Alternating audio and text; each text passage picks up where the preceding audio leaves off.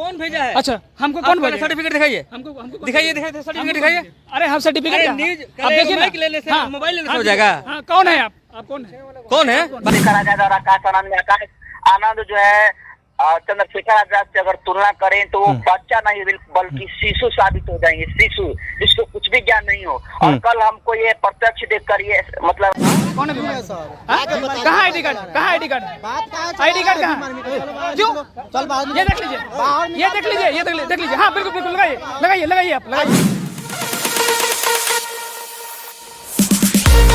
दोस्तों अभी आप देख रहे हैं BSTV न्यूज।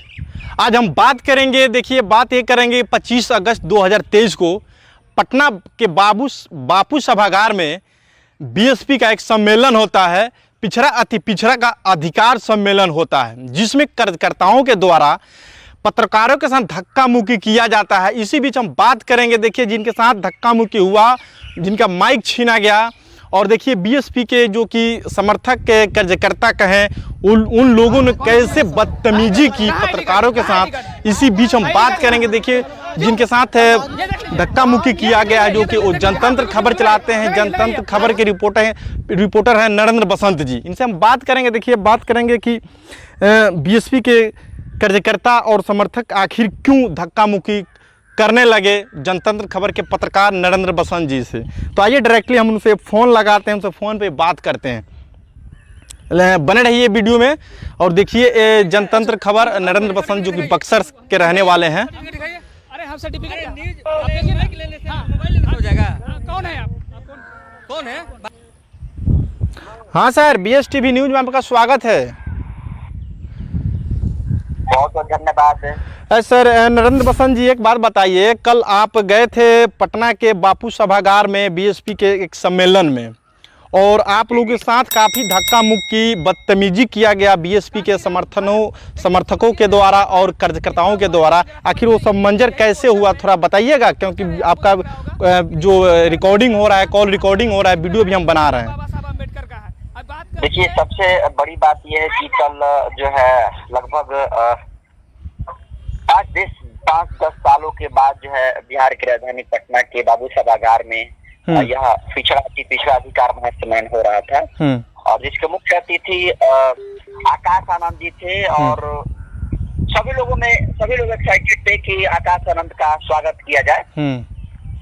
बट हुआ ये कि जब प्रेस कॉन्फ्रेंस हुआ तो पत्रकारों के साथ धक्का मुक्की होने लगी, और मेरे साथ तो और भी दुर्व्यवहार किया गया। अब मेरे बेल्ट में हाथ लगाकर मेरे को ढकेल दिया गया। और सबसे बड़ी बात तो ये है बबलू जी की, जो हम लोगों ने सवाल किया कि जो आकाश आनंद जी ने बयान दिया था कि कौन है चंद्रशेखर आजाद, कौन है भीम आर्मी, से छोटे मोटे लोगों को नहीं जानता, तो क्या आकाश आनंद उसी मुद्दे पर जो है उस बात पर अभी तक भी टिके हुए हैं? तो इसका जैसे ही जवाब हमको आकाश आनंद से चाहिए था, माइक को ले लेते हैं बिहार के जो प्रभारी अनिल जी हैं वो लगते हैं बोलने। मेरा कहना ये है कि जब आप आकाश आनंद जी को बुलाए हैं तो फिर इनको बोलने क्यों नहीं दे रहे हैं? अगर आप ही को बोलना है तो इनको क्यों बोला है भाई? यही हम लोग का सवाल है। जिस सवाल का जवाब जो है आकाश आनंद को देना है, उस सवाल का जवाब जो है अनिल जी दे रहे हैं, राज्यसभा सांसद राम जी गौतम दे रहे हैं। तो बताइए कोई तरीका नहीं ना है। लेकिन नरेंद्र जी, आपसे आपको रोकना चाहेंगे, एक बात बता दीजिए, आखिर आकाश आनंद जी जो कि BSP के एक अब यूथ आइकन बन चुके हैं, बहन मायावती जी के बाद उनका ही स्थान आ गया BSP में, स्वागत है, लेकिन आखिर आप लोगों के साथ आखिर झड़प धक्का मुक्की किस बातों को लेकर हो गया, जो आप काफ़ी दुखी हैं? पत्रकारों का एक तरफा टारगेट किया गया कि भीम आर्मी वाला पत्रकार है, क्या एक जात का एक धर्म का पत्रकार होता है क्या? नहीं, देखिए हम लोग तो सबके लिए काम करते हैं, और जितना हमने भीम आर्मी के लिए नहीं खबर चलाया होगा उतना BSP के लिए हम लोग खबर चलाते हैं और हमेशा चलाएंगे। लेकिन जिस तरीके से मैंने व्यवहार किया गया पत्रकारों के साथ, एक सवाल के लिए कि भीम आर्मी का सवाल क्यों पूछ रहा है भाई? देखिए उसी सवाल से जो है आकाश आनंद मार्केट में आ गए और लोग जानने लगे कि कौन है चंद्रशेखर आजाद और कौन है आकाश आनंद। समझिए चीज को।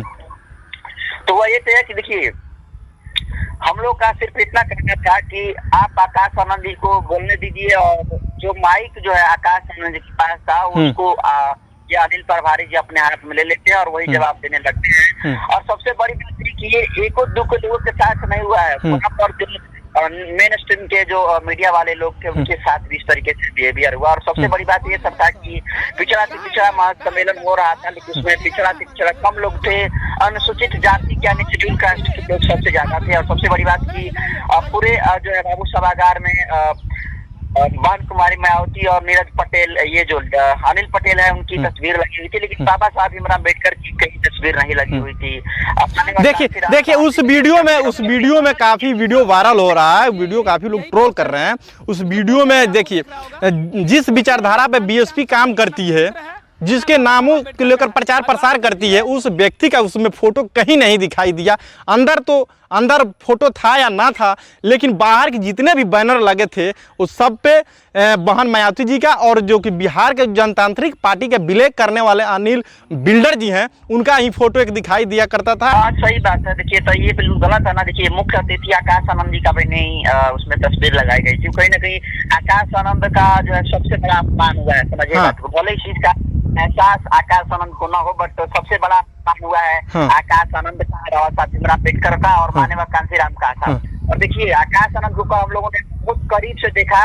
कल आकाश आनंद जो है बिल्कुल पढ़ कर जो है जैसे मायावती जो है बोलती है ना हमेशा, उसी तरीके से आकाश आनंद जी पढ़ कर बोल रहे थे। बताइए क्या ये आकाश आनंद जी चंद्रशेखर आजाद से कंपेरिजन करेंगे? क्या ये तुलना हो पाएगी चंद्रशेखर आजाद और आकाश आनंद में? आकाश आनंद जो है चंद्रशेखर आजाद से अगर तुलना करें तो वो बच्चा नहीं बल्कि शिशु साबित हो जाएंगे, शिशु जिसको कुछ भी ज्ञान नहीं हो। और कल हमको ये प्रत्यक्ष देखकर ये मतलब अंदेशा लगा कि जो आकाश आनंद जी है उनको जबरदस्ती नेता बनाया जा रहा है, जान लीजिए। माने देखिए आप आरोप, देखिए नरेंद्र जी आप आरोप सबसे बड़ा लगा रहे हैं। देखिए जबरदस्ती किसी को नेता नहीं बनाया जा रहा है, आप कह रहे हैं कि जबरदस्ती बनाया जा रहा है। देखिए उस जिस तरह मानवर साहब का उत्तराधिकारी बहन मायावती जी हुई, बहन मायावती जी का उत्तराधिकारी उनका भतीजा यानी आकाश आनंद अब होने जा रहे हैं।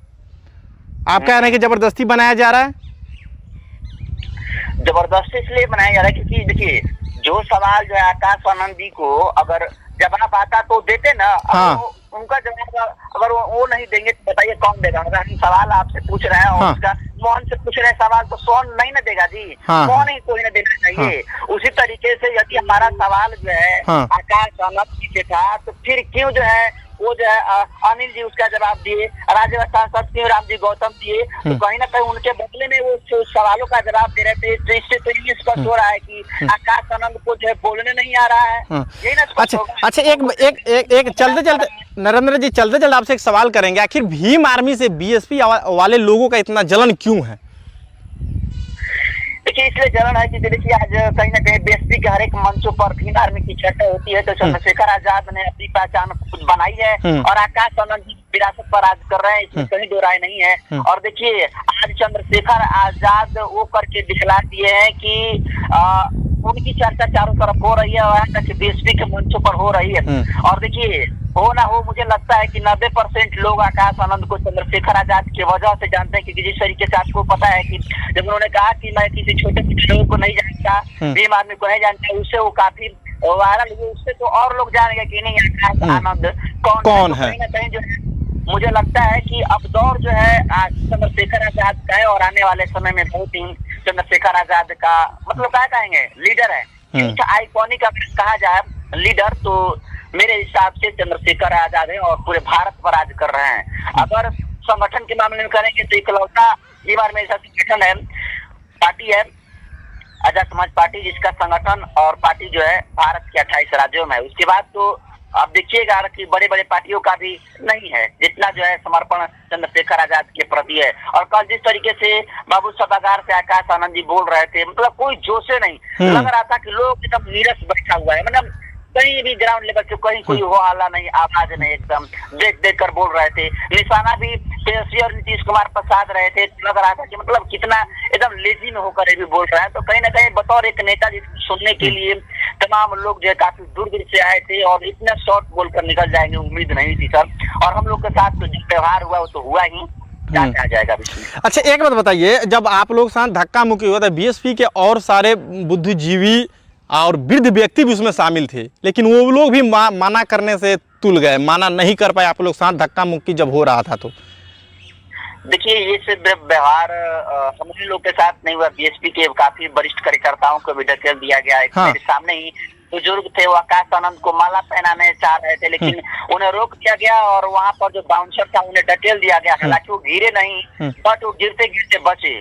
तो ये मतलब सोचने वाली बात है यार कि आकाश आनंद चाहे बहन कुमारी मायावती हो, वो बीएसपी के कार्यकर्ताओं के बलबूते पर यहाँ पर पहुंची, और जब उसके समर्थन नहीं मिलेगा तो फिर ये बीएसपी आगे कैसे जाएगी? जब बुजुर्गों को सम्मान नहीं मिलेगा तो फिर बीएसपी कैसे जाएगी? तो ये स्पष्ट तौर पर है कि बीएसपी में जो है इस चीज की कमी है और इसको सुधार करनी चाहिए, अन्यथा बीएसपी जहाँ पर है वहीं पर रह जाएगी, आगे नहीं बढ़ पाएगी।